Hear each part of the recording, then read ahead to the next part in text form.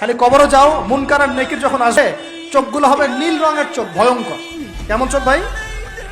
নীল রঙের ভয়ঙ্কর চোখ। আমি বলি একটা হাদিস, কোন একজন নবী আল্লাহকে বলেছিলেন যে আল্লাহ, আমি মারা যাওয়া কোনো মানুষকে দেখতে চাই, সে কেমন আছে। এটা শুনেন ভালো করে হাদিসটা।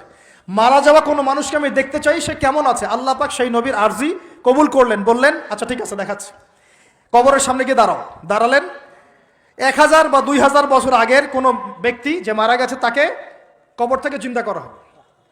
নবী দেখছেন এবং সে ভয় থরথর করে কাঁপছে, এখনো ভয় থরথর করে কাঁপছে।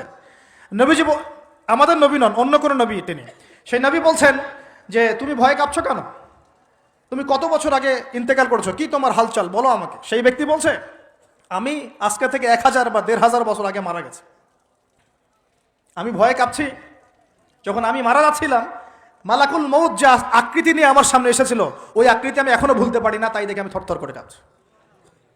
তিনি বলছেন যে আমি 1500 বছর হয়ে গেছে আমার মউতের, কিন্তু আমার দেহ থেকে এখন পর্যন্ত রূহ কবজ করার যে কষ্ট, এই কষ্ট এখনো যায় নাই।